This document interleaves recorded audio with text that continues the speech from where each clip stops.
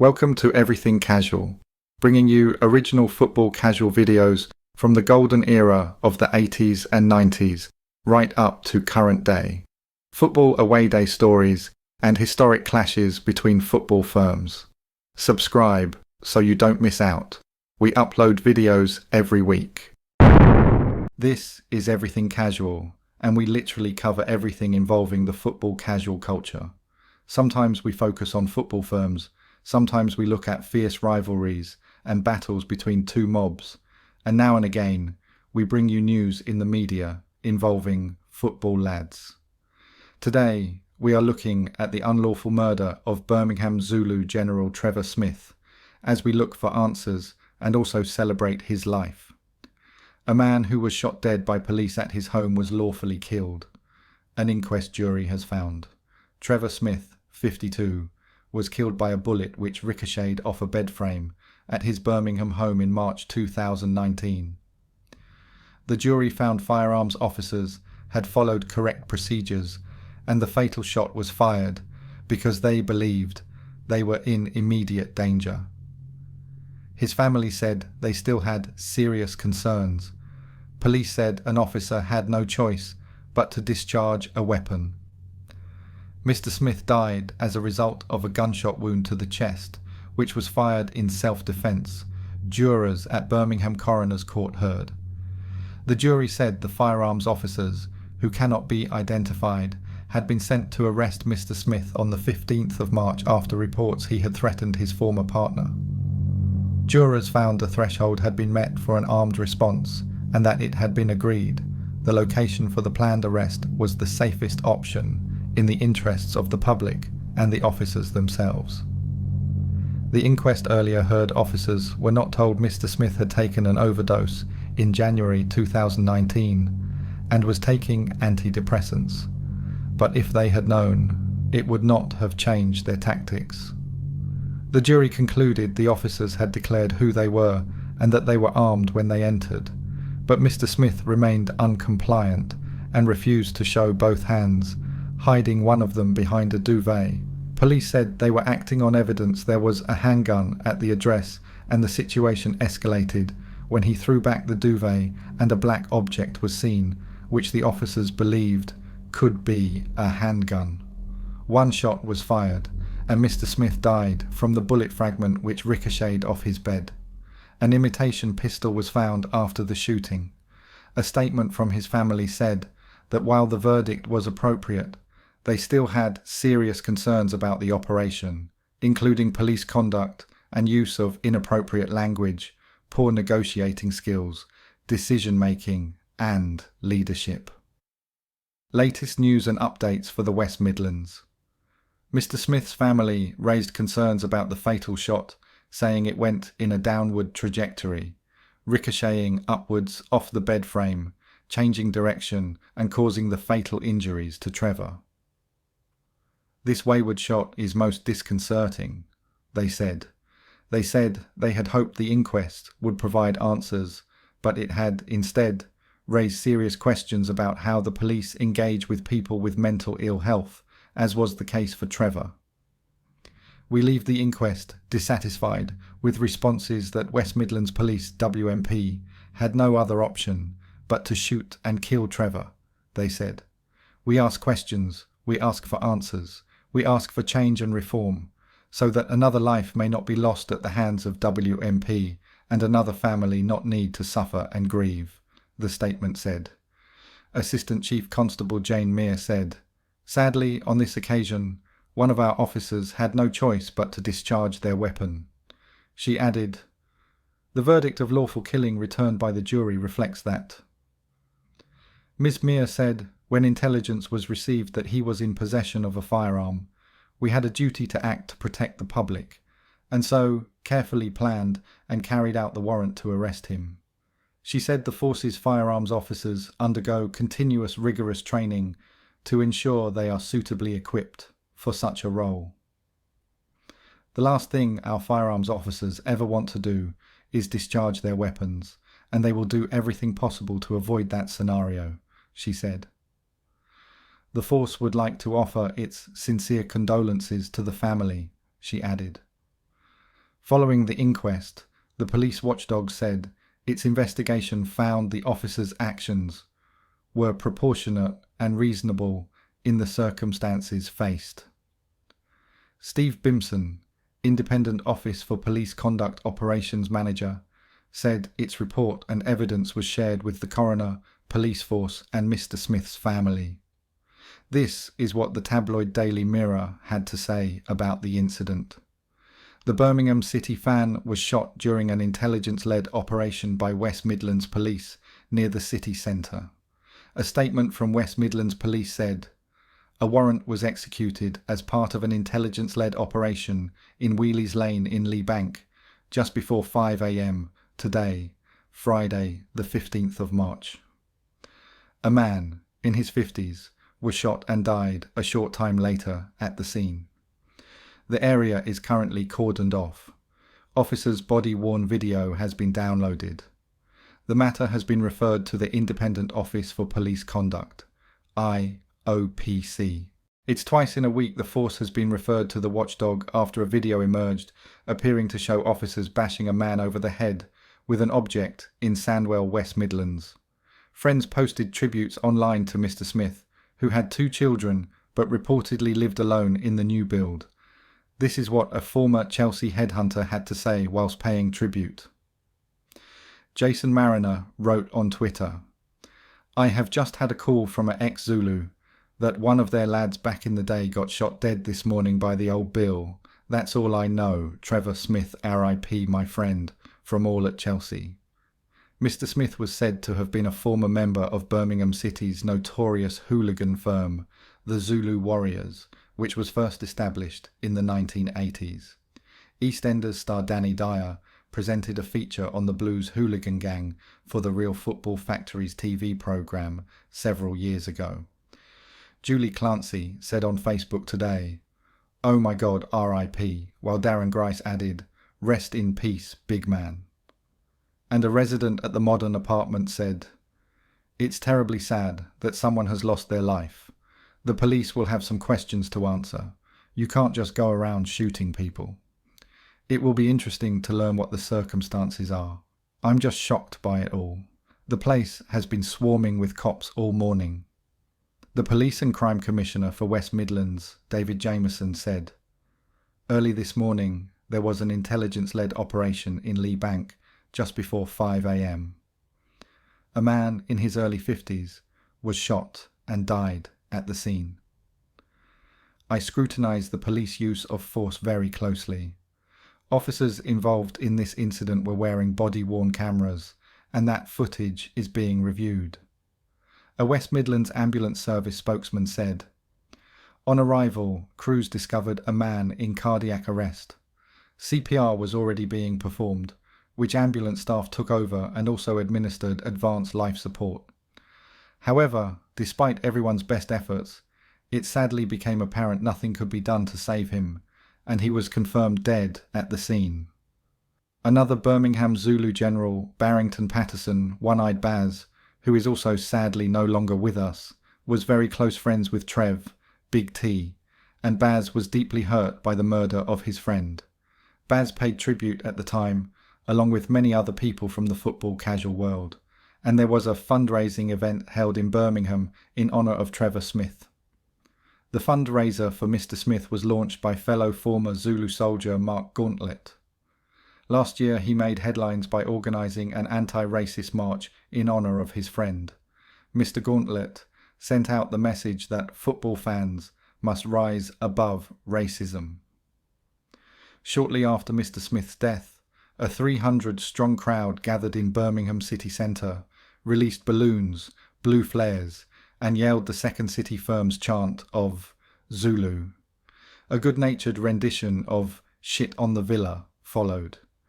It was evidently a tribute for the blue side of the city. Baz Patterson, former Zulu-turned-actor and reality TV star, paid tribute to Big Trev online and attended the event. At the rally, David Hughes, a long-term Blues supporter and member of Keep Racism Out of St Andrews, spoke of Mr. Smith's Zulu connection. "Hats off to the organiser of this march, Mark Gauntlett," he said. He lost a close friend and fellow Zulu, Trevor Smith, who was shot dead by police. Mr. Smith was a well-known, near-legendary figure in Birmingham and played a prominent role at the city centre's now defunct Arca Bar. At St Andrews, home of his beloved Birmingham City, tales of Mr. Smith's involvement with the Zulu warriors has slipped into folklore among sections of supporters, and his reputation spread much further afield. The raft of tributes following his demise included, "I have just had a call from an ex-Zulu that one of their lads back in the day got shot this morning by the old Bill. That's all I know. Trevor Smith, R.I.P. my friend from all at Chelsea." Mr. Smith's Facebook page featured images of alleged members of the Zulu warriors firm and pictures of the man known as Big T with such celebs as boxing's former British welterweight champ Frankie Gavin. Mr. Smith was known to the city's professional fighting fraternity. Dean Gorman, a Birmingham mixed martial arts star, said online, "All day I've thought about my pal Trevor Smith, and it was only Tuesday that he phoned me up asking to meet up and sort a problem out. Then he sent me a message saying, 'Hello, from me to you, my good friend.' I said, 'You okay?' Then he replied, I can hear his voice in my head from the telephone conversation, just gutted, and can't believe you've gone, mate. We've been pals since I was 16, looked after me growing up coming through the firm, always in my heart, mate, never forgotten." Before Blues game with Preston, fans gathered around a banner bearing the names of deceased fellow supporters. The message "R.I.P. Big T" was scrawled on the bottom. Trevor's friends and family only have kind, loving words to say about him and are hurting and want answers as to why this has happened. Big T was no angel, but whilst investigating and researching into this video, all I can find is people talking about Trevor in the highest regard and respect, and it seems Trevor has helped out a lot of people in his life and has shown kindness, love and generosity to his closest friends and family. Birmingham City fan. Trevor Smith was given blue and white tribute in City Centre event. Friends and family gathered in Birmingham City Centre to release balloons in his memory. The Arcadian Centre ceremony was held to remember Trevor Smith, who was fatally shot in a bedroom at his flat in Lee Bank. Around 300 friends and family gathered to release blue and white balloons for the Birmingham City fan at the event, which was centred on an outdoor sound system at Primo Bar and Lounge. Mr. Smith's family led the countdown this afternoon before the balloons were released, along with blue smoke flares and chants of Zulu. Police and security guards kept a low-key presence in and around the Arcadian. A good-natured rendition of "Shit on the Villa" also followed the balloon release, with the sound system playing house, R&B and classic reggae. A relative of Mr. Smith told the crowd, "I just want to say thank you to all of you for coming out today, for showing your appreciation and love for Trevor. We felt nothing but love." There's nothing I can say at this stage. I think all of us are just devastated. We don't know what's happened. It's just been so destructive to our family. There's not much I can say today other than thank you to all of you, and we'll see where can go from here. After the tribute, the organisers played reggae band Morgan Heritage's "Track Down by River," which carries an uplifting spiritual message. The event also raised money for Mr. Smith's family, who are footing funeral and solicitors' costs and are seeking answers as to how he died. The balloon release for the father of two was earlier promoted on Twitter by blues fan Barrington Patterson. He wrote, "Let's show him how much he was loved by everyone." An invite with a picture of Mr. Smith, who enjoyed nights out in the Arcadian, read, "We cordially invite all our friends past and present to a balloon release in memory of our eternal friend, Trevor Elton Smith, aka Big T." Earlier, another message on social media quashed rumours that the event had been cancelled. It read, "There has been some confusion and rumours going round after getting information direct from the Arcadian tomorrow's event is still on. Apologies for any confusion caused. We will be in the Arcadian tomorrow as planned. Hope to see you all there. Mr. Smith was a popular figure among Birmingham City supporters and was also well known at nightclubs in the Arcadian. Tributes continue to pour in memory of Big T, described earlier this week as a Birmingham legend and such a lovely man, always smiling. Richard Bayliss posted, "R.I.P. Trev, there weren't many like you. It was an honour to have known you, a top guy, you'll be sadly missed." While Peter Fuller said, "R.I.P. Big T, a true legend, round Birmingham town, especially Arkabar. Thoughts go out to your family heavens, gained a true soldier." And Rachel Seaman said in tribute, "Trev, your heart was as big as your smile. You're going to be missed by so many. One of life diamonds. Tomorrow you should have been with us. But instead, you will join those who's the day about. You'll never be forgotten." Trev was a fan of top boxer Frankie Gavin. Photos show the pair together at Birmingham's Lux Bar, formerly the Arca. Mr. Smith posted online, "Congratulations Frankie Gavin on your win last night. The only thing to beat you yesterday was me in the Jaeger competition." In a 2016 post, he pledged loyalty to the boxing star. "For the record, Big T is Team Frankie Gavin. Not because I am a boxing fan, because I'm not. But because Frankie is my pal and an all-round proper geezer with manners and respect, who I have all the time in the world for." On his Facebook site, Mr. Smith is seen wearing a number of t-shirts that pay homage to the Zulus. One carries the message, "Zulu on tour, we do what we want." A shot of Mr. Smith with a smiling group drew comments such as, "Dangerous outfit right there. Respect ZW and old school morals there." So, as we have learned in this video, Big T was a well-loved popular character and is missed. Can we also pay respect to his friend and another larger-than-life character, Barrington Patterson? You can imagine the two of them looking down from above at the success Birmingham City FC have had this season. I am going to leave you with the words of one of Trevor's best friends now, Mark Gauntlett. I was born in Birmingham. I was raised by my mum and my stepdad. My stepdad's black. He raised me from when I was 10 months old. Don't know my real dad. Growing up in the house was just normal really. I never knew nothing different, so it weren't a problem. At school I had a couple of little problems, like I used to get called the N-word by a few lads because I had a black dad.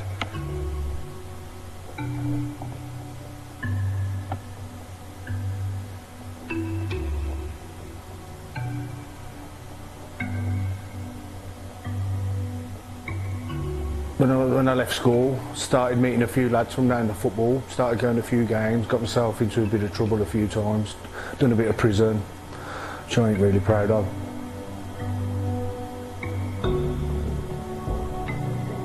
Many of the football firms, there's still a lot of racism going on. Some of the protests have been really good, really great, all mixed races, but it's good to show that black lives do matter, as well as every other life. I fully agree with it, to be honest with you.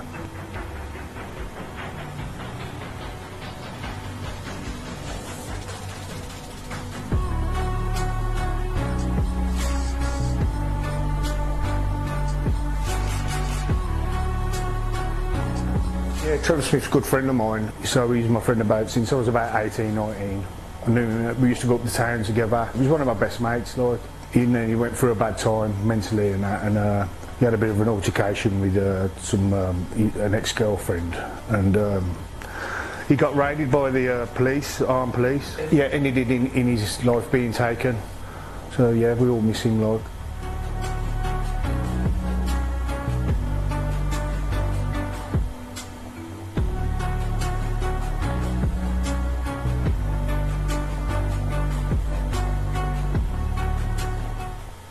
Thank you for taking the time to watch this video. If you subscribe, you will be notified when we release a new video. It could be your firm we make a video about next, so don't miss out and hit the subscribe button. You can find me on Facebook or email me if you have a good story to tell. See you next time.